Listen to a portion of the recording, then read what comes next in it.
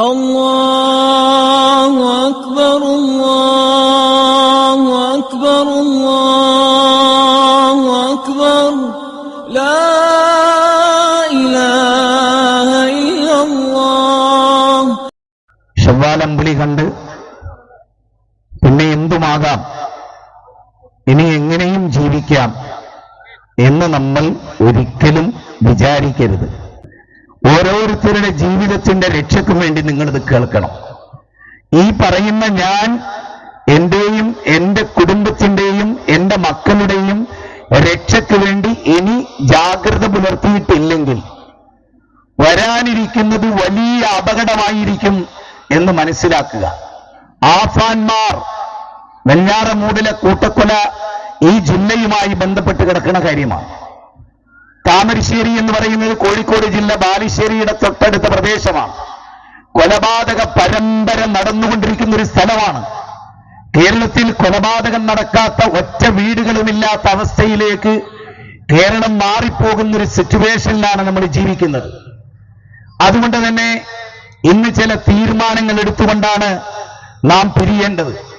ദീർഘമായ ഒരു പ്രസംഗം ആരോഗ്യപരമല്ല, സാഹചര്യത്തിന് യോജിച്ചതല്ല എന്നറിഞ്ഞുകൊണ്ട് ചുരുക്കി ഞാൻ ചില കാര്യങ്ങൾ പറയുന്നു. ഓരോ വ്യക്തിയും ഓർക്കുക, മരണാനന്തര ജീവിതമുണ്ടെന്ന് ഉറച്ചു വിശ്വസിക്കുന്നവർ, ഈ ലോക ജീവിതത്തിനപ്പുറത്തൊരു ജീവിതമുണ്ടെന്ന് വിശ്വസിക്കുന്നവർ അല്ലാഹനെ ഓർത്തിട്ട് ഗൗരവമായി ഈ കാര്യം ഓർക്കണം. യാ അയ്യുഹല്ലദീന ആമനു തഖുല്ലാഹ് വൽതൻദുർ നഫ്സും മാ ഖദ്ദമത് ലിഗദിൻ വത്തഖുല്ലാഹ്. അല്ലാഹു 59-ാം അധ്യായം 18-ാമത്തെ വചനത്തിൽ പറയുന്നതാണ്. അല്ലയോ സത്യവിശ്വാസികളെ, സഹോദരിമാരെ, സഹോദരന്മാരെ, അല്ലാഹനെ സൂക്ഷിക്കണം. വൽതൻദുർ നഫ്സും മാ ഖദ്ദമത് ലിഗദിൻ, നാളേക്ക് വേണ്ടി നിങ്ങൾ എന്താണ് ഒരുക്കി വെച്ചത് എന്ന് നിങ്ങൾ നോക്കണം. നാളെ മത്സരയിലെ നിങ്ങളുടെ രക്ഷയ്ക്ക് വേണ്ടി വലഖദ് ജീതുമൂനാ ഫുറാദാ കമാ ഖലഖനാകും അവ്വല മറ, നിങ്ങൾ ഒറ്റയ്ക്ക് പടച്ച തമ്പുരാന്റെ മുമ്പിൽ ചെന്നു നിൽക്കേണ്ടി വരും. ചേലാകർമ്മം ചെയ്യാത്തവരായി, വസ്ത്രം ധരിക്കാത്തവരായി, ചെരുപ്പ് ധരിക്കാത്തവരായി നമ്മളെ സൃഷ്ടിച്ച നാഥന്റെ മുമ്പിൽ ഭയചകിതരായി നമ്മൾ ചെന്നു നിൽക്കേണ്ടി വരും. അന്ന് വൈമിൻകും ഇല്ലാ വാരിദുഹാ കാന അലാ റബ്ബിക ഹത്മൻ മഖ്ദിയ, ആ നരകത്തിന്റെ വക്കിൽ നമ്മളെല്ലാവരും വരും. അത് വരാത്തവരായിട്ട് നിങ്ങളിൽ ഒരാളും തന്നെയില്ല. അത് അല്ലാഹുവിന്റെ ഖണ്ഡിതമായ തീരുമാനമാണ്. 17-ാം അധ്യായം അല്ലാഹുവിന്റെ ഗ്രന്ഥത്തിലെ 19-ാം അധ്യായം 71-ാമത്തെ വചനമാണ്. ഞാനും നിങ്ങളും ലോകത്തുള്ള സകല മനുഷ്യ സമൂഹവും ആദം നബിയുടെ സന്താന പരമ്പരകളിലെ മുഴുവൻ ആളുകളും അല്ലാഹുവിന്റെ കോടതിയിൽ നരകത്തിന്റെ വക്കിൽ പോയി നിൽക്കുമെന്നാണ്. സൂര്യൻ നോക്കൂ, നമുക്ക് താങ്ങാനാകാത്ത ചൂടാണ്. ആധുനിക കേരളത്തിൽ ആഗോളതാപനം അത് വർദ്ധിച്ചുകൊണ്ടേയിരിക്കുന്നു. നരകത്തിന്റെ ചൂടാവട്ടെ എത്രമേൽ ഭീകരമാണ് എന്ന കാര്യം നമ്മൾ അറിയേണ്ടതുണ്ട്. അതുകൊണ്ട് ഞാൻ വളരെ പ്രധാനമായ ഒരു കാര്യം തുടക്കത്തിൽ നിങ്ങളുടെ ശ്രദ്ധയിൽ കൊണ്ടുവരികയാണ്. ലോകത്ത് ഒരുപാട് പർവ്വതങ്ങളുണ്ട്. അപ്പലേച്ചിയൻ പർവ്വതനിരകൾ, ആൽപ്സ് പർവ്വതനിരകൾ, ഹിമാലയം, എവറസ്റ്റ്, ഉഹുദ് മല, 8 കിലോമീറ്റർ നീളമുള്ള 2 കിലോമീറ്റർ വീതിയുള്ള ഉഹുദ് മല, അതുപോലെ കോർഫുക്കാനിലെ മലനിരകൾ, യമനിലും ഒമാനിലുമുള്ള മലനിരകൾ, ലോകത്തിന്റെ അഷ്ടദിക്കുകളിലുള്ള മലനിരകൾ, ഭൂമിയുടെ വത്തതുകളായി ഔത്താദുകളായി നിലനിൽക്കുന്ന പർവ്വതങ്ങൾ. ആ പർവ്വതങ്ങളുടെ മുമ്പിൽ അല്ലാഹു അമാനത്ത് ഉയർത്തി കാണിച്ചു. ആ പർവ്വതങ്ങളുടെ മുമ്പിൽ ഈ അമാനത്ത്, ഉത്തരവാദിത്തം, ഈ വലിയ ഭൂമുഖത്ത് നിർവഹിക്കാനുള്ള ഉത്തരവാദിത്തം അത് നിങ്ങൾ നിർവഹിക്കുമോ, ഏറ്റെടുക്കുമോ എന്ന് പർവ്വതങ്ങളോട്, ആ പർവ്വതത്തിന്റെ തൊട്ടടുത്ത് പോയി നിന്നാൽ മനുഷ്യൻ എന്ന് പറയുന്ന സൃഷ്ടി എത്ര നിസാരമാണ്. ആ മനുഷ്യൻ ഉൾക്കൊള്ളുന്ന ഈ മഹാപ്രപഞ്ചത്തിലെ പർവ്വതങ്ങളോട് ഈ ഉത്തരവാദിത്തം ഏറ്റെടുക്കുമോ എന്ന് ചോദിച്ചു. സൂര്യനും ചന്ദ്രനും നക്ഷത്രങ്ങളും ഗാലക്സികളും ഉൾക്കൊള്ളുന്ന ആകാശത്തോട്, സബഅസമാവാത്തിൻ തിബാക, 7 ആകാശത്തോട് ഈ ഉത്തരവാദിത്തം ഏറ്റെടുക്കുമോ എന്ന് ചോദിച്ചു. അവർ പറഞ്ഞു, വയ്യ, ഞങ്ങൾക്കത് സാധ്യമല്ല. ഭൂമിയുടെ മുമ്പിൽ അമാനത്ത് ഉയർത്തപ്പെട്ടു. ഭൂമി പറഞ്ഞെനിക്ക് സാധ്യമല്ല. ഇന്നാ അർളിനൽ അമാനത അലസ്സമാവാതി വൽഅർളി വൽജിബാലി ഫഅബൈന അൻ യഹ്മിൽനഹാ ഫഅശ്ഫഖന മിൻഹാ വഹമലഹ അൽ ഇൻസാൻ ഇന്നഹു കാന ലലൂമൻ ജഹൂല. പർവ്വതങ്ങൾ ഏറ്റെടുക്കാത്ത, സൂര്യനും ചന്ദ്രനും ഉൾക്കൊള്ളുന്ന ആകാശം ഏറ്റെടുക്കാത്ത, ഭൂമി ഏറ്റെടുക്കാത്ത ഉത്തരവാദിത്തം മനുഷ്യൻ എന്ന മഹാബുദ്ധിജീവി ഏറ്റെടുത്തു. ആ ഉത്തരവാദിത്തം നിർവഹിക്കേണ്ടവരാണ് ഇവിടെയുള്ള എല്ലാവരും. ഓരോരുത്തർക്കും അവരുടേതായ ഉത്തരവാദിത്തമുണ്ട്. നാട് ഭരിക്കുന്നവർക്ക്, നാടിന്റെ ഭരണസിരാ കേന്ദ്രങ്ങൾ നയിക്കുന്നവർക്ക്, നിയമപാലകർക്ക്, കോടതികൾക്ക്, വക്കീലുമാർക്ക്, ജഡ്ജിമാർക്ക്, പിതാക്കന്മാർക്ക്, മക്കൾക്ക്, ഭാര്യമാർക്ക്, ജീവിതത്തിന്റെ അസ്ഥിതിക്കുകളിലുള്ളവർക്ക്, കച്ചവടക്കാർക്ക്, എക്സൈസ് ഉദ്യോഗസ്ഥന്മാർക്ക്, ജില്ലാ കലക്ടർമാർക്ക്, ഗ്രാമപഞ്ചായത്തിലുള്ളവർക്ക്, സാമൂഹ്യ രംഗത്തുള്ളവർക്ക്, രാഷ്ട്രീയ രംഗത്തുള്ളവർക്ക്, അതുപോലെ മതപ്രബോധകർക്ക്, പണ്ഡിതന്മാർക്ക്, ഉമറാക്കൾക്ക്, ഉലമാക്കൾക്ക്, സർവോപരി ഈ അമാനത്ത് ഏറ്റെടുത്തവരാണ് നമ്മൾ. കുല്ലുക്കും റാഇൻ വകുല്ലുക്കും മസ്ഊലുൻ അൻ റഇയതിഹി. ഓർക്കണേ, ചിന്തിക്കണേ, നമ്മൾ ഏറ്റെടുത്ത ഉത്തരവാദിത്തത്തെ കുറിച്ച് പ്രപഞ്ചത്തിന്റെ നാഥൻ നമ്മളോട് ചോദിക്കും. ആ ഉത്തരവാദിത്തമാണ് മക്കളുടെ കാര്യത്തിൽ നമുക്കുള്ളത്. ആ ഉത്തരവാദിത്തം നമ്മൾ നിർവഹിച്ചുവോ എന്ന് ഗൗരവമായ ആലോചനയ്ക്ക് വരേണ്ടതാണ്. ഇനി മൻ കാന യുരീദുൽ ആജിലത അജ്ജൽനാ ലഹു ഫീഹാ മാ നശാഉ ലിമൻ യുരീദു സുമ്മ ജഅൽനാ ലഹു ജഹന്നമ യസ്ലാഹാ മദ്മൂമൻ മദ്ഹൂറാ. ക്ഷണികമായ ദുനിയാവിന് വേണ്ടിയാണ് നിങ്ങൾ ഓടുന്നതെങ്കിൽ, നിങ്ങൾ സമ്പാദിക്കുന്നതെങ്കിൽ, നിങ്ങളുടെ സമയം ചെലവഴിക്കുന്നതെങ്കിൽ തീർച്ചയായും നിങ്ങൾക്ക് ദുനിയാവുണ്ടാകും. എന്നിട്ട് ജഹന്നമ യസ്ലാഹാ മദ്മൂമൻ മദ്ഹൂറാ, ജഹന്നമിലേക്ക് നിങ്ങളെ നയിക്കും. 17-ാം അധ്യായം 18-ാമത്തെ വചനമാണ്. വമൻ അറാദൽ ആഖിറത വസഅലഹാ സഅയഹാ വഹുവ മുഅ്മിൻ ഫഉലൈക കാന സഅയുഹും മഷ്കൂറാ. 19-ാമത്തെ വചനം. അല്ല, ആഖിറത്തിനെയാണ് ഉദ്ദേശിക്കുന്നതെങ്കിൽ ആ ആഖിറത്തിനു വേണ്ടി ഈമാനോടെ, തൗഹീദോടെ, സുന്നത്തോടെ, ഇഖ്ലാസോടെ, നിയ്യത്തോടെ, പ്രവാചക സുന്നത്തോടെ നിങ്ങൾ മുന്നോട്ട് ചലിച്ചാൽ തീർച്ചയായും നിങ്ങളുടെ ജീവിതം വൻ വിജയമാണ്. ഇച്ഛയെ നിയന്ത്രിക്കുക എന്നതാണ് മൂന്നാമതായ കാര്യം. ഇച്ഛയെ നിയന്ത്രിച്ചില്ലെങ്കിൽ വലിയ നഷ്ടമാണ് ജീവിതത്തിൽ നമുക്ക് വരാൻ പോകുന്നത്. അതുകൊണ്ടാണ് ഏതൊരാൾ തന്റെ രക്ഷിതാവിനെ കണ്ടുമുട്ടുമെന്ന് വിചാരിക്കുകയും അവന്റെ മുമ്പിൽ നൃത്തത്തെ ഭയപ്പെടുകയും ദേഹേച്ഛയെ, ഇച്ഛയെ നിയന്ത്രിച്ചാൽ അതൊരു വലിയ വിജയമാണ്. 79-ാം അധ്യായം 40-41 വചനമാണ്. അവന് സ്വർഗമുണ്ട്. അതുപോലെ 4-ാമത്തേത് കണ്ണിന്റെ കട്ടുനോട്ടം നിയന്ത്രിക്കുക എന്നതാണ്. നമ്മൾ ഭാര്യയെ പോലും പരിശുദ്ധ റമദാനിന്റെ പകലിൽ പ്രാപിച്ചില്ല, വികാരത്തോടുകൂടി സ്പർശിച്ചില്ല, വികാരത്തോടുകൂടി കെട്ടിപ്പിടിച്ചില്ല, ഒന്നും ചെയ്തില്ല. കാരണം നമ്മുടെ നാഥൻ പറഞ്ഞു റമദാനിന്റെ പകലിൽ വേണ്ട. അങ്ങനെ ചെയ്താൽ റമദാൻ നഷ്ടപ്പെടും. എങ്കിൽ അള്ളാഹ് വിലക്കിയ ഹറാമായ വ്യഭിചാരം നമുക്കെങ്ങനെ ചെയ്യാൻ കഴിയും? മദ്യപാനം നമുക്കെങ്ങനെ ചെയ്യാൻ കഴിയും? അതുകൊണ്ട് തന്നെ കണ്ണിന്റെ കട്ടുനോട്ടത്തെ വലഖദ് ഖലഖനൽ ഇൻസാന വനഅലമു മാ തുവസ്വിസു ബിഹി നഫ്സു വനഹ്നു അഖ്റബു ഇലൈഹി മിൻ ഹബ്ലിൽ വരീദ്. തീർച്ചയായും കണ്ണിന്റെ കട്ടുനോട്ടത്തെ അല്ലാഹ് അറിയുന്നുണ്ട്. അവനാണ് നിങ്ങളെ സൃഷ്ടിച്ചത്. അതുകൊണ്ട് തന്നെ അവൻ നിങ്ങളുടെ ജീവനാഡിയെക്കാളും അടുത്തവനാണ്. 50-ാം അധ്യായം 16. ഇത് യതലഖൽ മുതലഖിയാനി അനിൽ യമീനി വഅനി ശിമാലി ഖഈദ് മാ യൽഫിദു മിൻ ഖൗലിൻ ഇല്ലാ ലദൈഹി റഖീബുൻ അതീദ്. നിങ്ങളുടെ ഇടതുഭാഗത്തും വലതുഭാഗത്തും നിന്നുകൊണ്ട് മലക്കുകൾ ഈ കാര്യം രേഖപ്പെടുത്തുന്നുണ്ട്. അതുകൊണ്ട് തന്നെ കണ്ണിന്റെ കട്ടുനോട്ടത്തെ, ഹൃദയത്തിന്റെ വികാരത്തെ അല്ലാഹു സുബ്ഹാനഹു വ തആല കാണുന്നുണ്ട്, അറിയുന്നുണ്ട്, കേൾക്കുന്നുണ്ട്. ഈ ബോധമുണ്ടാകണം. ഇവിടെ ഇരിക്കുന്ന ഓരോരുത്തരും ഇന്നലെ വരെ മൊബൈൽ നിയന്ത്രിച്ചു, ഒരുപാട് വൃത്തികെട്ട കാഴ്ചകൾ ഉപേക്ഷിച്ചു, വൃത്തികേടുകൾ കേൾക്കുന്നത് ഉപേക്ഷിച്ചു, വൃത്തികേടിലേക്ക് നടക്കുന്നത് ഉപേക്ഷിച്ചു. അതേ നിയന്ത്രണം ജീവിതത്തിലുടനീളം വെച്ച് പുലർത്തേണ്ടവരാണ് നമ്മൾ. എങ്കിലേ നമുക്ക് വിജയമുള്ളൂ. അതുപോലെ തന്നെ അന്ന് പറയുന്നത് സൂറത്തുൽ നജ്മിലെ 34-35 വചനമാണ്. അഫറഅയ്തല്ലദീ തവല്ല. ദീനിൽ നിലനിന്ന് കുറച്ചു സമയം പിന്നെ തിരിഞ്ഞു കളഞ്ഞു, ലിബറലായി, യുക്തിവാദിയായി, നിരീശ്വരവാദിയായി. ഷാർപ്പിന് ബാങ്ക് കൊടുത്തപ്പോൾ ഈ 29 ദിവസവും പള്ളിയിൽ കൃത്യമായി ജമാഅത്ത് പോയവരാണ് ഈ ഇരിക്കുന്നത്. ഇന്നത്തെ ലോഹർ നമുക്ക് ജമാഅത്ത് ഉണ്ടാകുമോ? ഇന്നത്തെ അസർ നമുക്ക് ജമാഅത്ത് ഉണ്ടാകുമോ? നാളെ മുതൽ നമ്മൾ ഖുർആൻ ഓതുമോ? അതിനൊരു കണ്ടിന്യൂസ് ഉണ്ടാകുമോ? ജീവിതത്തിൽ അത് ചേർത്ത് പിടിക്കുമോ? നമ്മുടെ കണ്ണുകൾ നിയന്ത്രിക്കപ്പെടുമോ? പരിശോധിക്കപ്പെടേണ്ടതുണ്ട് എന്നാണ് എനിക്കിവിടെ പറയാനുള്ളത്. ഒരുപാട് സദഖ ചെയ്തു, സക്കാത്ത് കൊടുത്തു, ഇപ്പോഴും സദഖ കൊടുത്തുകൊണ്ടിരിക്കുന്നു. അത് കുറച്ചു കൊടുത്ത് നിർത്തിക്കളഞ്ഞ ഒരുത്തനെ പോലെ നിങ്ങൾ ആരുമാകരുത്. ശവ്വാൽ ഒന്നോടുകൂടെ സകല പുണ്യങ്ങളും നിർത്തുന്നവരും സകല തിന്മകളും വാരിപ്പിണരുന്നവരും നമ്മളാകരുത് എന്ന് നമ്മുടെ റബ്ബ് നമ്മളോട് പറയുന്നു. ആ കാര്യം ശ്രദ്ധിക്കണേ. അതുപോലെ നാം ചെയ്യുന്ന ഒരു പാപഭാരവും കൂട്ടുകാരന് വേണ്ടി, കൂട്ടുകാരിക്ക് വേണ്ടി, നാം വിശ്വസിക്കുന്ന പ്രസ്ഥാനത്തിന് വേണ്ടി, നാം വിശ്വസിക്കുന്ന രാഷ്ട്രീയ പാർട്ടിക്ക് വേണ്ടി, ക്യാമ്പസിലെ നാം വിശ്വസിക്കുന്ന വിദ്യാർത്ഥി സംഘടനയ്ക്ക് വേണ്ടി നാം തെറ്റ് ചെയ്താൽ അറിയണം,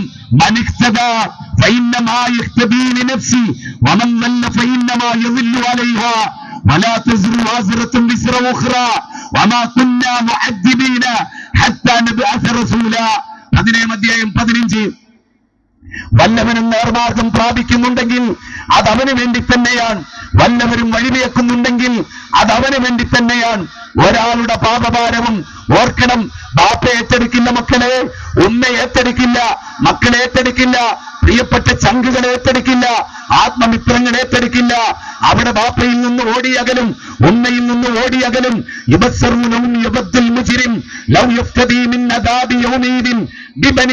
ഒരാളും ഉണ്ടാവില്ല. എന്റെ ഉപ്പാനെ നരകത്തിലിട്ടോ, എന്റെ ഉപ്പാനെ നരകത്തിലിട്ടോ, ഉമ്മാനെ ഇട്ടോ, എന്റെ ബ്രദേഴ്സിനെ നരകത്തിൽ കൊണ്ടുപോയി തള്ളിക്കോ, എന്റെ ഭാര്യയെ, എന്റെ മക്കളെ ഒക്കെ നരകത്തിലിട്ടോ, എന്നെ രക്ഷപ്പെടുത്തി തരണേ എന്ന വിലാപമാണ്. ഒരിക്കലും ഒരാളുടെ പാപഭാരവും ഒരാൾ ഏറ്റെടുക്കുകയില്ല.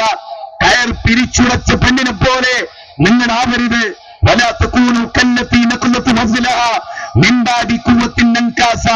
കയർ പിരിച്ച് അത് ഉടച്ചു കളഞ്ഞ ഒരാളെ പോലെ നിങ്ങളാവരുത്. നാറാണത്ത് ഭ്രാന്തനെ പോലെ നിങ്ങൾ നിങ്ങളുടെ കർമ്മങ്ങൾ ഇല്ലാതാക്കരുത്.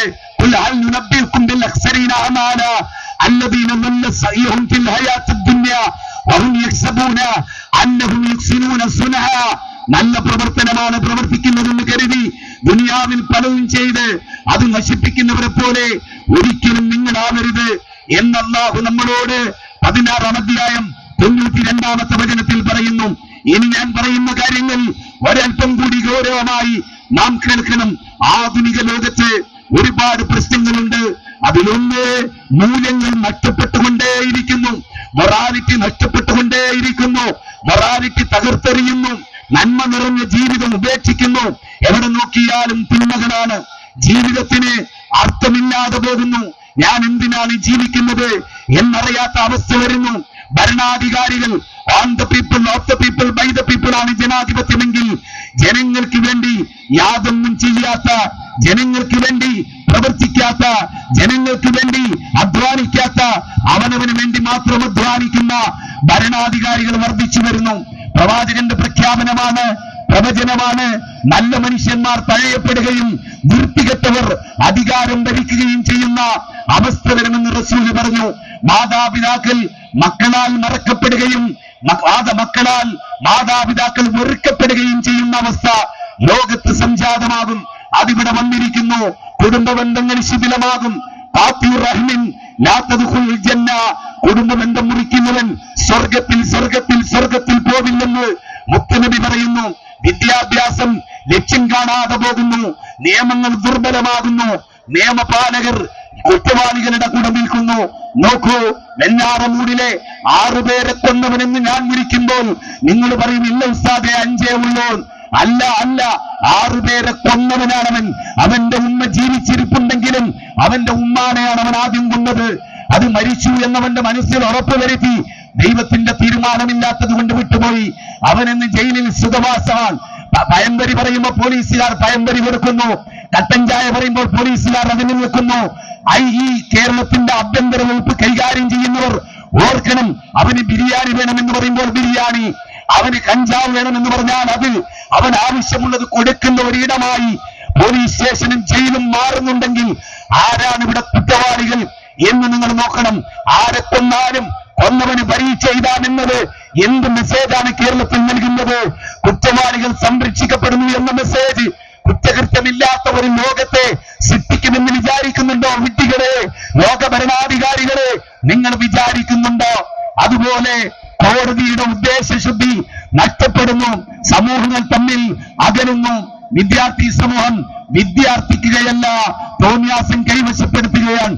ക്യാമ്പസിൽ പോയാൽ മദ്യം കിട്ടുമെങ്കിൽ, ക്യാമ്പസിൽ പോയാൽ കഞ്ചാവ് കിട്ടുമെങ്കിൽ, ക്യാമ്പസിൽ പോയാൽ സിന്തറ്റിക് ലഹരി കിട്ടുമെങ്കിൽ, ക്യാമ്പസിൽ പോയാൽ MDMA കിട്ടുമെങ്കിൽ, ക്യാമ്പസിൽ പോയാൽ വ്യഭിചരിക്കാൻ പെണ്ണിനെ കിട്ടുമെങ്കിൽ, ക്യാമ്പസിൽ പോയാൽ സ്വവർഗരയിൽ നടക്കുമെങ്കിൽ, ക്യാമ്പസിൽ പോയാൽ പ്രകൃതി വിവാഹം നടക്കുമെങ്കിൽ, ക്യാമ്പസിൽ പോയാൽ നെഞ്ചക്ക് കിട്ടുമെങ്കിൽ, ക്യാമ്പസിൽ പോയാൽ പിച്ചാത്തി കിട്ടുമെങ്കിൽ, ക്യാമ്പസിൽ പോയാൽ ബോംബ് കിട്ടുമെങ്കിൽ, ലോകത്തിലെ ഏറ്റവും വലിയ വൃത്തികെട്ട ഇടം അത് വിദ്യാഭ്യാസ സ്ഥാപനമാണ് എന്ന് പറയാൻ ഇനി ഞാനും നിങ്ങളും മടിക്കേണ്ടതുണ്ടോ? ആലോചിക്കേണ്ടതുണ്ട്. സ്വന്തം കൂട്ടുകാരനെ കൊന്നുതള്ളുന്ന 15 വയസ്സുകാർ കുട്ടിക്കുറ്റവാളികൾ വർദ്ധിക്കുന്നു. 25,000 കോടിയുടെ ലഹരി 2024 കേരളത്തിൽ വിറ്റഴിക്കപ്പെടുന്നു. അതിൽ 70% 10 വയസ്സ് മുതൽ 15 വയസ്സ് വരെയുള്ള കുട്ടികൾ ഉപയോഗിക്കുന്നു. സഹോദര, 20% ക്യാമ്പസിൽ 19 വയസ്സ് വരെയുള്ള 15 to 19 കുട്ടികൾ ഉപയോഗിക്കുന്നു. 10% ബാക്കിയുള്ളവർ ഉപയോഗിക്കുന്നത്. നാം ഓർക്കണം, വിദ്യാർത്ഥികളിൽ കൊലപാതക വാസന വർദ്ധിക്കാനുള്ള കാരണം ശിക്ഷ ഇളവ് നൽകപ്പെടുന്നു എന്നതാണ്. അറബ് ലോകത്തെ കണ്ടുപിടിക്കാൻ കേരളത്തിന്റെ മുഖ്യമന്ത്രിയോട് എല്ലാ ബഹുമാനവും നിലനിർത്തിക്കൊണ്ട് ഈ വിനീതനായ പൗരൻ ഈ ജനങ്ങൾക്ക് വേണ്ടി പറയുന്നു, ഈ ചിന്മ നടക്കുന്നത് നമ്മുടെ നിയമപാലകരുടെ മുമ്പിൽ വെച്ചുകൊണ്ടാണ്. അവരൊത്താശ ചെയ്യുന്നുണ്ടോ എന്ന് സംശയിക്കേണ്ടതില്ല, ഉറപ്പിച്ചോളൂ എന്നതല്ലേ വലിയ സത്യം. ആലോചിക്കണം. അറിവുള്ളവർ മാറ്റി നിർത്തപ്പെടുന്നു, വിഡ്ഢികൾ നാട് ഭരിക്കുന്നു, മൊബൈലുകൾ തലമുറകളെ നശിപ്പിക്കുന്നു, സിനിമകളിൽ കുറ്റകൃത്യ പ്രേരണകൾ വർദ്ധിക്കുന്നു, വൃദ്ധസദനങ്ങൾ വർദ്ധിക്കുന്നു, കുട്ടി ആത്മഹത്യകൾ വർദ്ധിക്കുന്നു, മൊബൈൽ കൊടുക്കാത്തതിന്റെ പേരിൽ 1ാം ക്ലാസ് വിദ്യാർത്ഥി മരിക്കുന്നു, മഹർ വാങ്ങി വെച്ച ഉമ്മാന്റെ കഴുത്തറക്കുന്നു. എന്തെല്ലാം നമ്മൾ കാണുന്നു. ആത്മീയ ചൂഷണങ്ങൾ വ്യാപകമാകുന്നു, യുക്തിവാദം വർദ്ധിക്കുന്നു, പെൺകുട്ടികൾ വിവാഹത്തെ വെറുക്കുന്നു, പ്രേമാനന്തരം ആസിഡ് ഒഴിച്ചു കൊല്ലുന്നു, മുത്തുപോലെ പ്രേമിച്ച പെണ്ണിനെ ചുറ്റിക കൊണ്ട് അടിച്ച് തകർക്കുന്നു. ആയുധം ഇന്ന് 2 എണ്ണമാണ് കേരളത്തിൽ. ഒന്ന് ചുറ്റികയാണ്, മറ്റൊന്ന് അരിവാളാണ്. നെല്ലരിയേണ്ട അരിവാൾ കഴുത്തരിയാൻ എന്തുകൊണ്ട് ഉപയോഗിക്കുന്നു എന്നും, കല്ലിടിച്ച് പൊളിക്കാൻ ഉപയോഗിക്കുന്ന ഹാമർ തലയിടിച്ച് നിരത്തുന്നത് എന്തുകൊണ്ട് എന്നും ഇവിടുത്തെ രാഷ്ട്രീയക്കാർ കൂടി ഓർത്താൽ നന്ന്. ഇവിടെയുള്ള ഇതര മതസമൂഹങ്ങളോട് ഞങ്ങളുടെ ആഘോഷമാണ്, നിങ്ങളുടെ അമ്പലങ്ങൾ താറപ്പോളിൽ വെച്ച് പൂട്ടേണ്ടി വരില്ല. ഉത്തരേന്ത്യയിലെ യോഗിയുടെ ഭരണകൂടം അവിടെ ഹൈന്ദവാഘോഷം നടക്കുമ്പോ താറപ്പോളിൽ വെച്ച് മുസ്ലിം പള്ളികൾ മറച്ച ഭീകരനോട് നമുക്ക് പറയാനുള്ളത്, മുസ്ലിങ്ങളുടെ ആഘോഷത്തിൽ നിങ്ങൾക്കത് ചെയ്യേണ്ടി വരില്ല. നിങ്ങൾ പഠിച്ച സ്കൂളിലല്ല ഞങ്ങൾ പഠിച്ചിട്ടുള്ളത്, നിങ്ങൾ പഠിച്ച തട്ടകത്തിലല്ല ഞങ്ങൾ പഠിച്ചിട്ടുള്ളത്, നിങ്ങൾ പഠിച്ച ശാഖകളിലല്ല ഞങ്ങൾ പഠിച്ചിട്ടുള്ളത്. മനുഷ്യർ ഉൾക്കൊള്ളുന്ന, മാനവികത ഉൾക്കൊള്ളുന്ന വിദ്യാഭ്യാസ ഇടങ്ങളിൽ പഠിച്ചവരാണ് ഞങ്ങൾ എന്ന് നിങ്ങൾ ഓർക്കണം. സഹോദരങ്ങളെ വളരെ ഗൗരവമായി നോക്കൂ. മുഖ്യമന്ത്രിയോടും അതുപോലെ മറ്റു മന്ത്രിമാരോടും നമുക്ക് പറയാനുള്ളത്, നിങ്ങൾ നിങ്ങളുടെ ഉത്തരവാദിത്വം നിർവഹിക്കണം. പോലീസുകാരോട് നിങ്ങൾ നിയമത്തെ ശക്തിപ്പെടുത്തണം. SS ഉദ്യോഗസ്ഥന്മാരോട് നിങ്ങൾ കൈക്കൂലി വാങ്ങുന്നത് അവസാനിപ്പിക്കണം. അതുപോലെ മയക്കുമരുന്നുകളുടെ ഗോഡൌണുകൾ കണ്ടെത്തണം, ജനങ്ങളെ കൂട്ടിപ്പിടിക്കണം, ജനങ്ങളെയും കൂടി അതിൽ ഇൻവോൾവ് ആക്കണം. പ്രിയപ്പെട്ട ജില്ലാ കളക്ടർമാരോട് നിങ്ങൾ നിങ്ങളുടെ ദൗത്യങ്ങൾ നിർവഹിക്കണം. ജാനലുകാരോട് നിങ്ങൾ പല കാര്യങ്ങളും വളരെ ഗൗരവമായി ഇനി നിങ്ങൾ മുന്നോട്ട് പോകണം. മനുഷ്യരെ തമ്മിൽ തല്ലിക്കുന്ന ചർച്ചകൾ നിങ്ങൾ ഒഴിവാക്കണം. ജനം ടിവിയിൽ അന്യ സംസ്ഥാന തൊഴിലാളികളെ നാം വിളിച്ചു നോമ്പ് തുറപ്പിച്ചത് തീവ്രവാദമായി, ഭീകരവാദമായി ചിന്തിക്കുന്ന സബ്ജക്ട് ടാങ്ക് നിലവാരമുള്ള ജനം ടിവിയോടും നിങ്ങൾ മനുഷ്യരാകണം. കോട്ടിട്ടാൽ മനുഷ്യരാവില്ല, ജ്ഞാനമുണ്ടാകണം. ജ്ഞാനം ഉൾക്കൊള്ളുന്നത് കറുത്ത കോട്ടിലല്ലടോ, കിട്ടിയ ചുവന്ന ചരടിലുമല്ലടോ, ഇട്ട തൊപ്പിയിലുമല്ലടോ, ഇട്ട ജുബ്ബക്കുപ്പായത്തിലുമല്ല, നെഞ്ചകത്താണ് എന്ന് തിരിച്ചറിവ് നിങ്ങൾക്കുണ്ടാകണം. പത്രക്കാരോട് ഈ തിന്മകൾക്കെതിരെ ശബ്ദിക്കാൻ നിങ്ങളുടെ പത്രത്തിലെ തൂലികകൾ നിങ്ങൾ മാറ്റിവെക്കണം. അധ്യാപകരോട് നിങ്ങൾ ഉന്നത ഗുരുനാഥന്മാരാകണം. നിങ്ങൾ നിങ്ങളുടെ കുട്ടികളെ ചൂരൽ ഉപയോഗിച്ച് അടിയുറങ്ങണം. മക്കളെ നന്നായി തല്ലുന്ന ബാപ്പയും ഉമ്മയും വർദ്ധിച്ചു വരണം. തല്ലിനുണ്ടാക്കിയിരുന്നു കഴിഞ്ഞ യുഗം, അത് തിരിച്ചു വരണം. കേരളത്തിലെ മുഴുവൻ നിയമങ്ങളിലും മാറ്റങ്ങൾ വരണമെങ്കിൽ അത് മാറ്റം വരുത്തണം. കാലം മാറിയതിനനുസരിച്ച് 7 വയസ്സുകാരനെ തൂക്കിക്കൊല്ലാൻ വിധിക്കുന്ന ഭരണം, കഴുത്തുവെട്ടാനുള്ള ഭരണം, പരസ്യമായി സ്റ്റേജിൽ കൊണ്ടുവന്ന് കൊല്ലാനുള്ള നിയമം ഈ രാജ്യത്ത് നടപ്പാക്കണം. എങ്കിൽ നല്ലൊരു രാജ്യം കെട്ടിപ്പടുക്കാം. ഇല്ലേ പെണ്ടികളായി ജീവിക്കാം ഇഷ്ടം പോലെ. മതസംഘടനകൾ ആത്മീയ ചൂഷണം ചെയ്യുന്നവർ, പാവപ്പെട്ടവരെ സലാത്തിൽ കൊണ്ടുവന്ന് പണം വിഴുങ്ങുന്നവർ സമൂഹത്തിന്റെ തിന്മക്കെതിരെ ശബ്ദിക്കണം. മുസ്ലിം പള്ളി മിമ്പറുകൾ മാതൃഭാഷയിൽ മയക്കുമരുന്നിനെതിരെ, സാമൂഹ്യ തിന്മക്കെതിരെ, മൊബൈൽ ദുരുപയോഗത്തിനെതിരെ അവിടെ വന്നിരിക്കുന്ന മനുഷ്യരോട് ആത്മീയ പ്രഭാഷണം നടത്തണം. മാതാപിതാക്കളോട് നിങ്ങളുടെ മക്കൾ എവിടെ പോകുന്നു, നിങ്ങളുടെ മക്കൾ ആരുടെ കൂടെ ഇരിക്കുന്നു, നിങ്ങൾ വീട്ടിൽ നിന്ന് അറിയണം. എന്റെ മോൻ എവിടെയാ, അവൻ ഇന്നടത്ത് കാണാം, അവിടെ പോകണം. അവിടെ ചെല്ലുമ്പോൾ 5 കുട്ടികളുടെ കൂടെ അവനിരിക്കും. 6ാമനായി ചോദിക്കണം, മക്കൾ എന്താ അവിടെ ഇരിക്കുന്നത്? മോനെ നീ എന്തിനാ അവിടെ വന്നത്? ആരാ ഇത്? നിങ്ങൾ ഇരിക്കുന്നതിന്റെ ലക്ഷ്യം എന്താ? എന്നിട്ട് അവരെ കൂട്ടിക്കൊണ്ടിരിക്കുക. അപ്പുറത്ത് കുറച്ച് വൃത്തികെട്ട സ്ഥലം ഉണ്ടാവുന്ന നന്നാക്കണം. അവരെ പോസിറ്റീവായി തിരിച്ചുവിടുക. അവര് മൊബൈലിൽ കളിയുമ്പോൾ കൊണ്ടുവരിക. പാവപ്പെട്ട മനുഷ്യരെ ഹോസ്പിറ്റലിൽ പോയി ട്രീറ്റ് ചെയ്യുന്ന മക്കളാക്കി അവരെ മാറ്റുക. തെരുവിൽ കിടക്കുന്നവരൊരു പൊതുപ്പ് കൊടുക്കാൻ അവരെ പഠിപ്പിക്കുക. പട്ടിണി കിടക്കുന്നവന് ഭക്ഷണം കൊടുക്കാൻ പഠിപ്പിക്കുക. അവർക്ക് നല്ലത് ചെയ്യാൻ സമയമില്ല. നല്ലതിനെ കുറിച്ച് അവർക്ക് അറിയില്ല. അവരുടെ ലോകം മൊബൈലിൻ്റെതാണ്, ഇന്റർനെറ്റിൻ്റെതാണ്, ന്യൂജന്റെതാണ്. പെൺകുട്ടികളോട് മാന്യമായി വസ്ത്രം ധരിക്കുക, ചുണ്ടിൽ ചായം പൂശുന്നത് ഒഴിവാക്കുക. അത് വേശ്യകൾ പണ്ട് ചെയ്തിരുന്നതാ. നിങ്ങളാരും അതല്ല. ആ വേശ്യയുടെ നിലവാരത്തിലേക്ക് നിങ്ങൾ വരരുത്. ലോകത്ത് ഒരു കാലിൽ ചരട് കെട്ടിയ പെണ്ണ് വേശ്യയായിരുന്ന ഒരു കാലത്ത്. അത് അനുകരിക്കേണ്ടവർ നിങ്ങളല്ല. നിങ്ങൾ പഠിക്ക്. ഞാൻ വ്യഭിചരിക്കാൻ തയ്യാറാണെന്ന് അടയാളപ്പെടുത്താനായിരുന്നു ഒറ്റക്കാലിൽ ചരട് ധരിക്കല്. ഇന്ന് മാന്യമായ പെൺകുട്ടികളായി ധരിക്കുന്നത്. അവർക്കറിയില്ല അതെന്താണ്. അനുകരിക്കുകയാണ് അല്ലെ? അനുകരണങ്ങളിൽ രക്ഷപ്പെടുക. എന്നിട്ട് നല്ല മാതൃകകൾ സ്വീകരിക്കുക. നരകമുണ്ടെന്നോർക്കുക, മരണാനന്തര ജീവിതമുണ്ടെന്നോർക്കുക. അതുപോലെ ആത്മീയ പ്രഭാഷകർ അവരുടെ ദൗത്യം നിർവഹിക്കുക. കച്ചവടക്കാർ അവരുടെ കച്ചവടം നേരും നെറിയുമുള്ളതാക്കുക. റബ്ബിൽ ആലമീൻ, അള്ളാന്റെ മുമ്പിൽ ചെന്ന് നിൽക്കേണ്ടി വരുമെന്ന് ഓർക്കുക. മാതാപിതാക്കളെ സംരക്ഷിച്ച് പിടിക്കുക. മക്കളുടെ കൂടെ സമയം കണ്ടെത്തുക. മക്കൾ ഉറങ്ങിയതിനു ശേഷം വീട്ടിലെത്തുക. മക്കൾ ഉണങ്ങുന്നതിന് നമ്മൾ പോവും. അങ്ങനല്ല. മക്കളുടെ കൂടെ ജീവിക്കാൻ സമയം കണ്ടെത്തുക. നിങ്ങൾ ഉദ്യോഗത്തിന് സമയം കണ്ടെത്തുന്ന പോലെ, നിങ്ങൾ കച്ചവടത്തിന് സമയം കണ്ടെത്തുന്ന പോലെ നിങ്ങൾ നിങ്ങളുടെ മക്കളുടെ കൂടെ ചെലവഴിക്കുക. ഭാര്യമാരോട് മാന്യമായി സംസാരിക്കുക. ഭാര്യമാരോട് മാന്യമായി പെരുമാറുക. ഏറ്റെടുത്ത ഉത്തരവാദിത്തങ്ങൾ ഭംഗിയായി നിർവഹിക്കുക. അതൊരു മീസാക്കൻ ഹലീലയാണ്. ആരെയും കണ്ണീര് കുടിപ്പിക്കാതിരിക്കുക. അതിഥി തൊഴിലാളികളോട്, നിങ്ങൾ അന്യ സംസ്ഥാനത്തു നിന്ന് വന്നവരാണ് ദൈവത്തിന്റെ സ്വന്തം നാട്ടിലേക്ക്. ഒരുപാട് വൃത്തികേടുകൾക്ക് നിങ്ങൾ നേതൃത്വം നൽകുന്നു. ദയവ് ചെയ്ത് ഈ നാട്ടിൽ വന്ന്, ഈ നാട്ടിൽ അധ്വാനിച്ച്, ഈ നാട്ടിലെ ജനങ്ങളുടെ സ്നേഹം കൈപ്പറ്റി ഈ നാടിനെ നശിപ്പിക്കുന്നവർ, കഞ്ചാവ് വിൽക്കുന്നവർ, ചെറിയ കുട്ടികളെ ബലാത്സംഗം ചെയ്യുന്നവർ നിങ്ങളാവരുത്. നിങ്ങളെ കൊണ്ട് ഈ ജയിലുകൾ നിറയരുത്. അതാണ് അടുത്ത കാര്യം.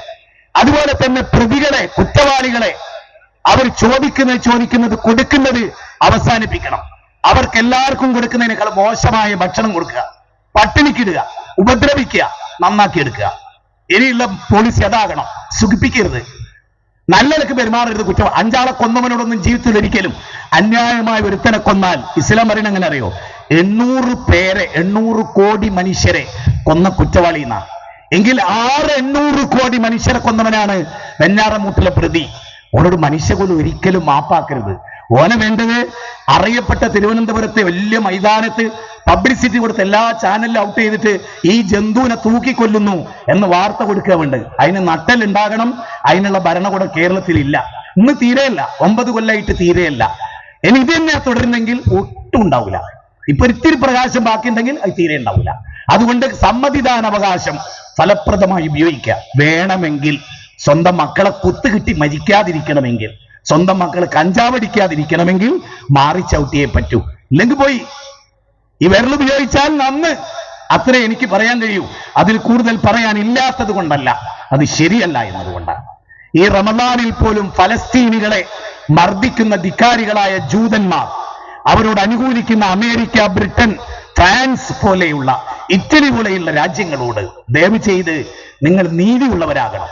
ഇങ്ങനെ അവസാനിപ്പിക്കാൻ എല്ലാവരോടും എനിക്ക് പറയാനുള്ളത്, ഇന്ന് ഒരു കഥാതിരിക്കാൻ നോക്കുക.